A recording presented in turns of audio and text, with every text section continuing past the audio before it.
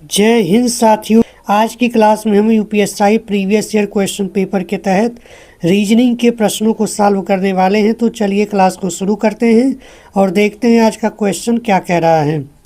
देखिए, आज का पहला क्वेश्चन आपसे कहा जा रहा है, यहाँ दिए गए विकल्पों में से दूसरे युग्म के लिए सापेक्षिक शब्द का चयन कीजिए जो पहले युग्म के संबंध का अनुसरण करके प्रश्न चिन्ह के स्थान पर आएगा या प्रश्न चिन्ह का स्थान लेगा। तो देखिए, यहाँ पर पहले आप क्या करिए, सभी अक्षरों का कोड देख लीजिए, यानी कि उसका प्लेस वैल्यू देख लीजिए। तो सी का कितना आपका हो जाएगा, सी का हो जाएगा 3, डी का हो जाएगा आपका 4 और ई का हो जाएगा 5। और डब्लू का अगर आप देखेंगे तो डब्लू का आपका होता है 23, ठीक।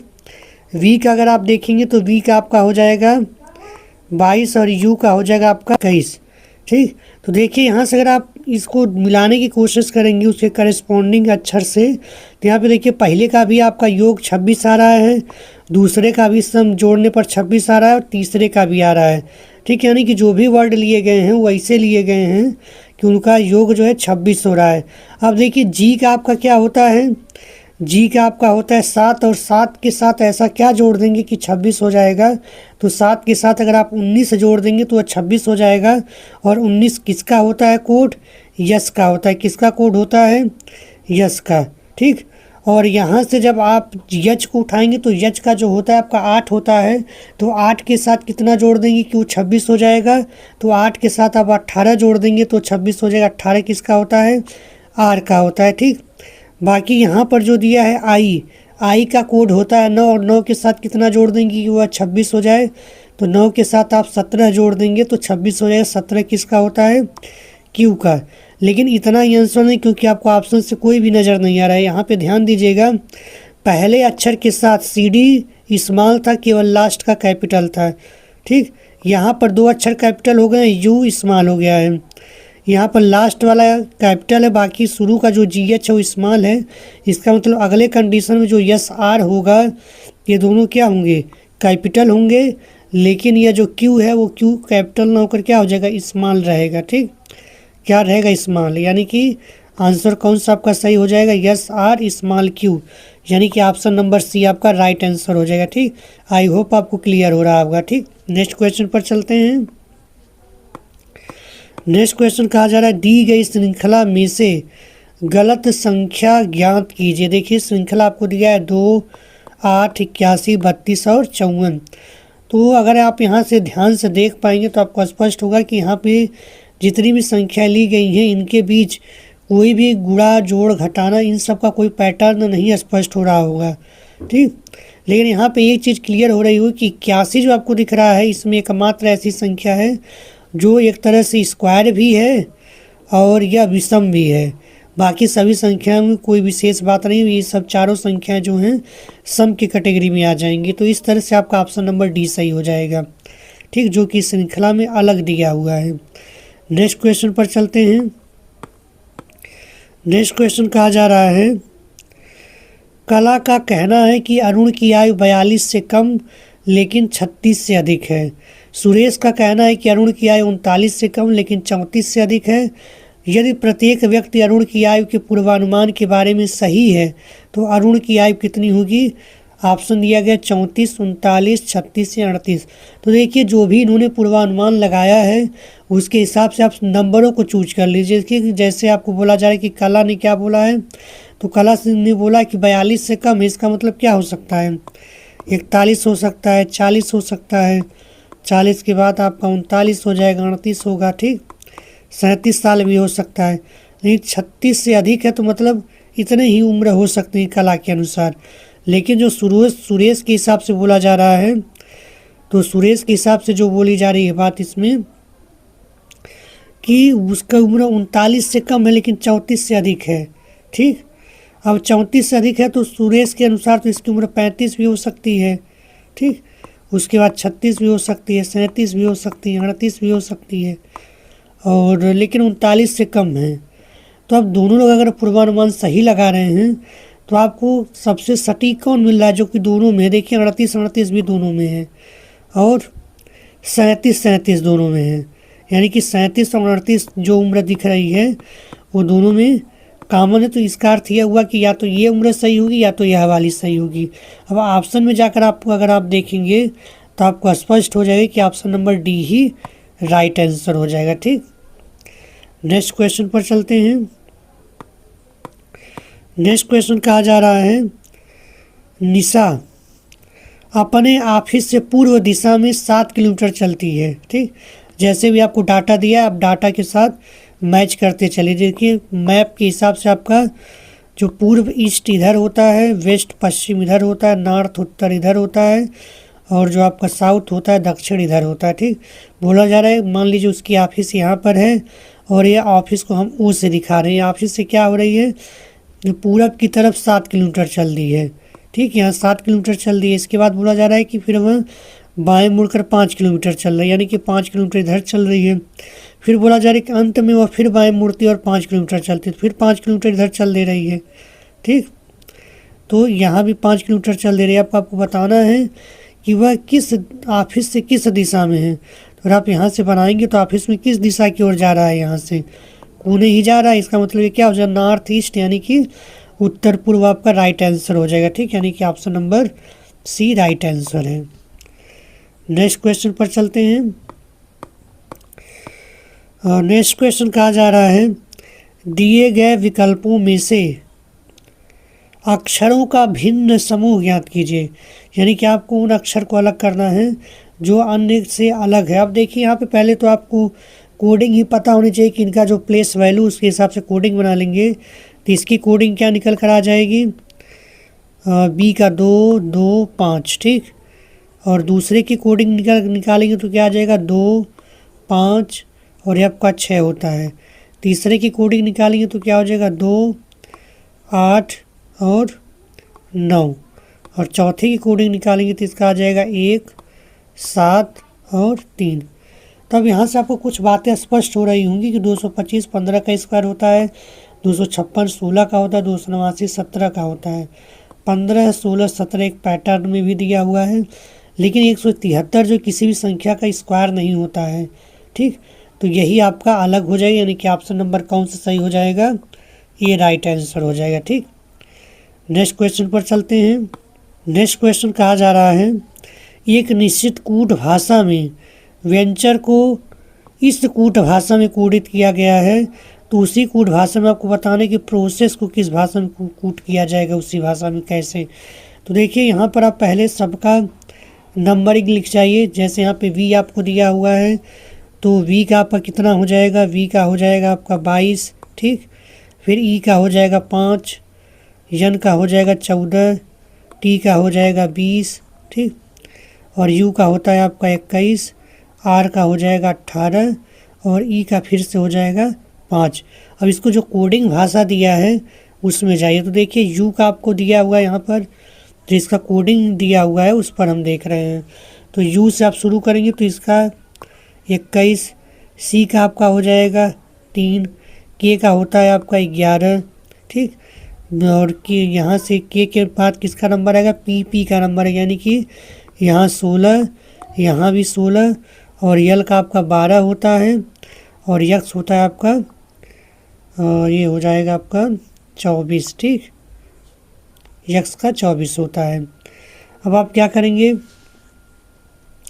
देखिए अब यहाँ से आपको स्पष्ट हो रहा होगा कि यहाँ पर 1 घटाया है। ठीक, यहाँ पर 2 घटाया है, यहाँ 3 घटाया, यहाँ 4 घटाया, यहाँ 5, यहाँ 6, और यानी कि आपको पैटर्न एक तरह से मिल चुका है। तो आप क्या करिए, पी सबके यहाँ जो प्रोसेस शब्द आपको दिया है इस प्रोसेस में से घटाते हुए आप कोडिंग लिखना शुरू करिए। तो देखिए पी का 16 होता है, 16 में से घटाएंगे तो 15 आएगा। 15 आपका किसका होता है, 15 आपका ओ होता है।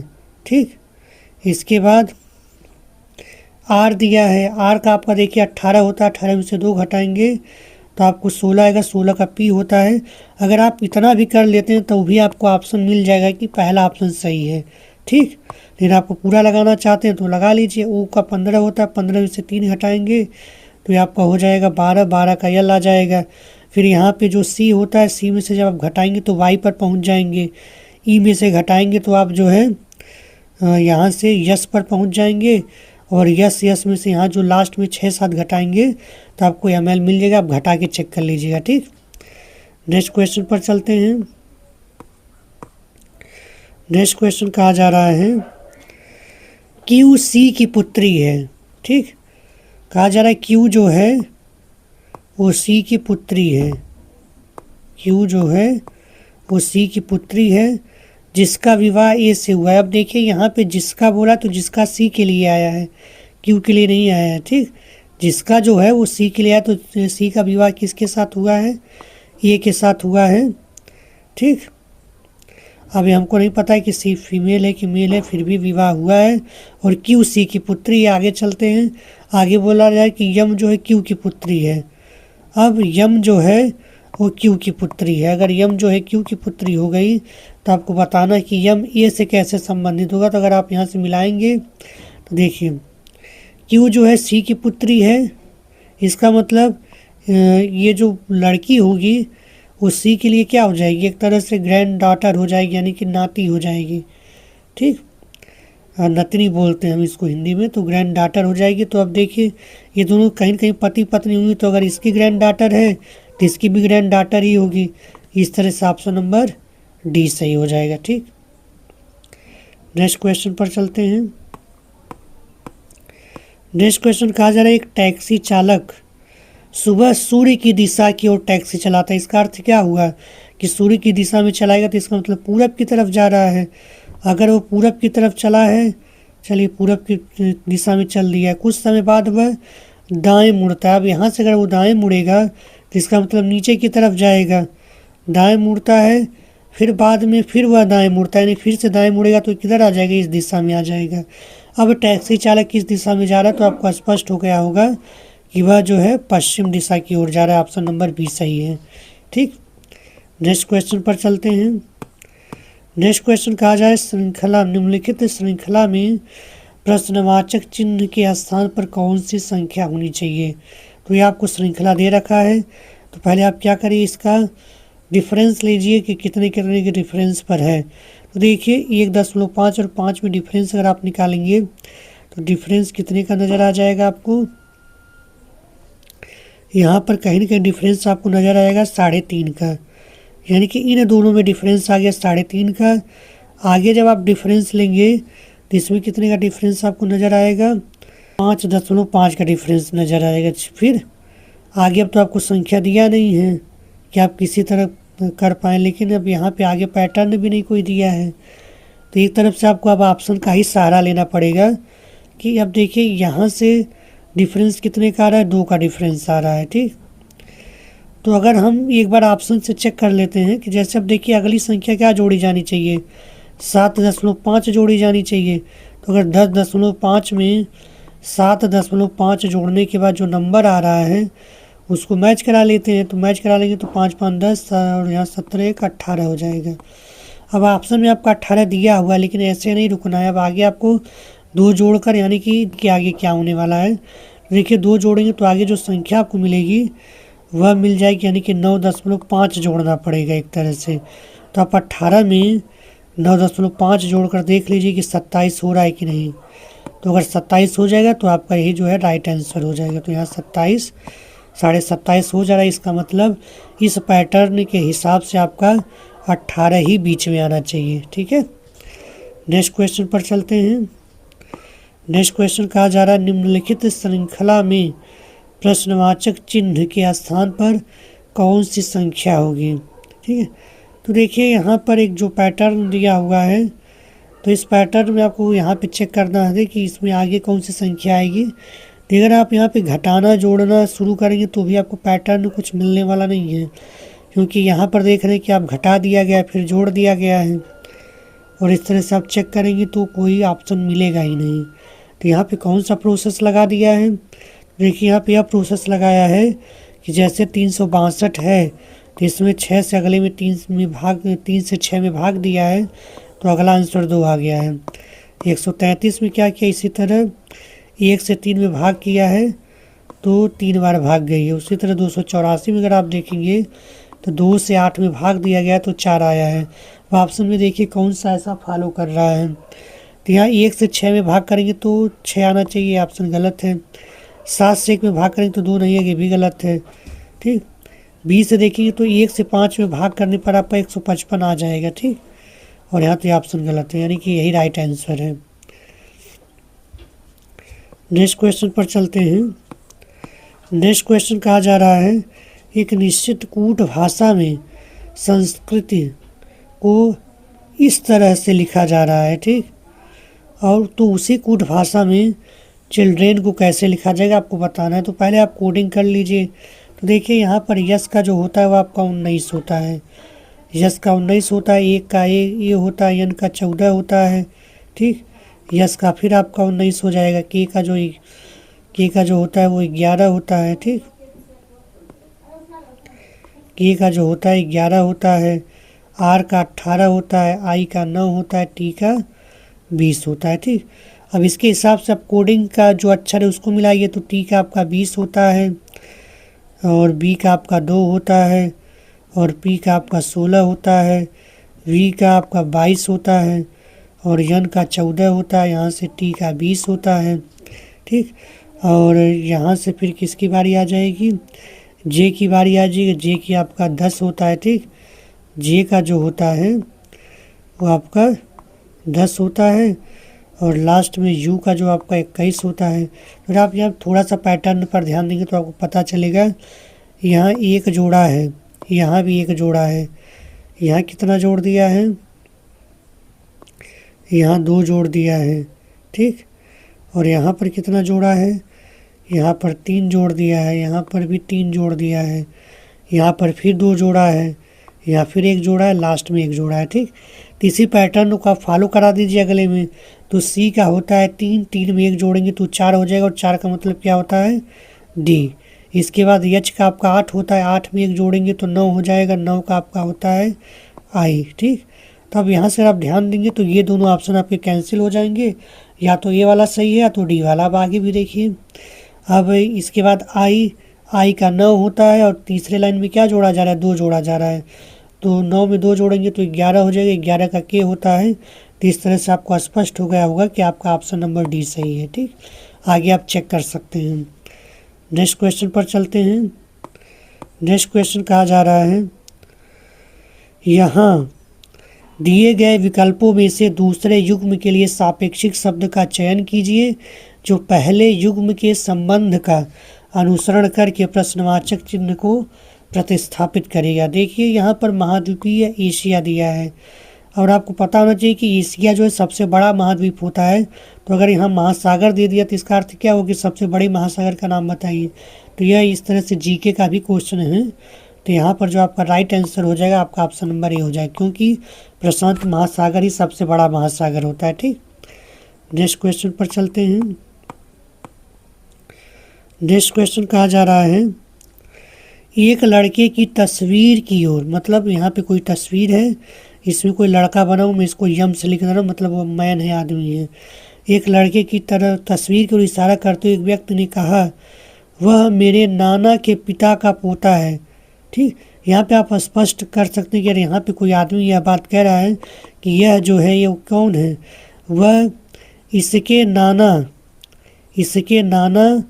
के पिता का पोता। इसका मतलब एक तरह से क्या हो जाएगा, अब आप खुद अपना सोच लीजिए कि आपके नाना के जो पिता होंगे उनका जो पोता होगा वो एक तरह से कौन होगा, मामा ही तो होगा। तो इस तरह से लड़के का उस व्यक्ति से क्या संबंध हो जाएगा, मामा का। ठीक, यानी कि option number A right answer है। ठीक, इस तरह जब भी कोई सिस्टम आपको आता है तो आप अपने ऊपर उसको लेकर अगर सॉल्व करेंगे तो आप आसानी से उस प्रश्न का उत्तर ढूंढ पाएंगे। ठीक, नेक्स्ट क्वेश्चन पर चलते हैं। नेक्स्ट क्वेश्चन कहा जा रहा है, एक महिला का परिचय कराते हुए एक व्यक्ति ने कहा, यानी कि यहाँ पर कोई फीमेल थी। ठीक, उसका परिचय कराते हुए एक व्यक्ति जो है, यहाँ पर एक व्यक्ति है, उस व्यक्ति ने कहा कि इसके पति जो है, यानी कि इस फीमेल के जो पति हैं वो क्या है, इस आदमी के दादा के एकमात्र बेटे के एकमात्र पुत्र हैं। तो ये खुद सोचिए कि आपके दादा के एकमात्र पुत्र कौन होंगे, आप ही तो होंगे। तो इसका मतलब यहाँ पे जिसके पति की बात की जा रही है वो खुद ये आदमी ही है। तो अब यहाँ से आप क्या हो जाएगा, महिला का उस व्यक्ति से क्या संबंध हो जाएगा, डायरेक्ट आप समझ सकते हैं कि वो पत्नी ही होगी। ठीक है, यानी कि option number A right answer है। यहाँ एकमात्र का मतलब आप समझते हैं कि मतलब जो दादाजी हैं उनके भी एकमात्र लड़के थे जो कि इस लड़के के क्या थे, पिता थे। ठीक, और यह जो है कि इस फीमेल के जो पति हैं वो इसके एकमात्र दादा के पुत्र के एकमात्र पुत्र हैं। तो इसका मतलब वो आदमी खुद के बारे में ही इतनी कहानी बोल रहा है। ठीक, तो नेक्स्ट क्वेश्चन पर चलते हैं। नेक्स्ट क्वेश्चन कहा जा रहा है उस विकल्प का चयन कीजिए जो अन्य दिए गए विकल्पों से अलग है। ऑप्शन दिया गया वर्ग, गोला, पिरामिड, बेलन। देखिए फिगर दो तरीके का होता है, एक 2D होता है, एक 3D फिगर में ऊंचाई भी नज़र आती है लेकिन 2D फिगर में ऊंचाई नहीं आती है। तो यहाँ पे जो पिरामिड होता है इसमें भी ऊंचाई होती है, गोले में भी कहीं ना कहीं ऊंचाई आपको देखने को मिल जाएगी, बेलन में भी मिल जाएगी। लेकिन यहाँ पर स्क्वायर जो होता है एक समतल पर केवल बनाया जाता है, वर्ग जो होता है एक समतल पर बनाया जाता है। तो यही आपका राइट आंसर हो जाएगा। ठीक, नेक्स्ट क्वेश्चन पर चलते हैं। नेक्स्ट क्वेश्चन कहा जा रहा है उस विकल्प का चयन कीजिए जो अन्य दिए गए विकल्पों से भिन्न है। ऑप्शन दिया है सरसों, मूंगफली, नारियल, आम। तो देखिए आम से आप जो है कभी भी तेल नहीं निकाल सकते, बाकी सरसों का भी तेल निकलता है, मूंगफली का भी तेल निकलता है, नारियल का भी निकलता है। तो इस आधार पर आपका ऑप्शन नंबर डी जो है आम जो है वो अलग हो जाएगा। ठीक, नेक्स्ट क्वेश्चन पर चलते हैं। नेक्स्ट क्वेश्चन कहा जा रहा है एक निश्चित कूट भाषा में ओसिन को इस नंबर से डिनोट किया जा रहा है और नॉर्थ को इस नंबर से डिनोट किया जा रहा है। तो आपको बताना है कि हार्न को कैसे डिनोट किया जाएगा। तो देखिए अगर आप यहाँ से देख पाएंगे तो यहाँ पर आपको स्पष्ट हो जाएगा कि एक विशेष अक्षर के लिए एक विशेष कोडिंग दे रखा है पहले से ही। तो यच की कोडिंग अगर आप मिलाएंगे तो यच की कोडिंग आपको यहाँ से मिल जाएगा, नॉर्थ से 6 मिल जाएगा। ठीक, ओ की कोडिंग यहाँ से मिलाएंगे तो आपका कोडिंग यहाँ पे 1 मिल जाएगा। सी की कोडिंग, इसके बाद आर की कोडिंग यहाँ नॉर्थ में जाएंगे तो आपको दिख जाए कि आर की कोडिंग क्या दिख रही है, 8 दिख रही है। और एन की कोडिंग यहाँ से मिलाएंगे तो यहाँ पे आपको दिख जाएगा कि एन की कोडिंग 2 है। यानी कि ऑप्शन नंबर कौन सा सही हो जाएगा, ऑप्शन नंबर सी आपका राइट आंसर हो जाएगा। ठीक, तो आज का सेशन यही समाप्त होता है। यह वीडियो आपको कैसी लगी कमेंट करके ज़रूर बताएं और अपना स्कोर भी कमेंट करें कि आपका इतने प्रश्नों में से कितने प्रश्नों का उत्तर सही है। और इस वीडियो को अपने दोस्तों यारों के साथ साझा ज़रूर करें। मिलते हैं नेक्स्ट वीडियो में नए टॉपिक के साथ, तब तक के लिए नमस्कार।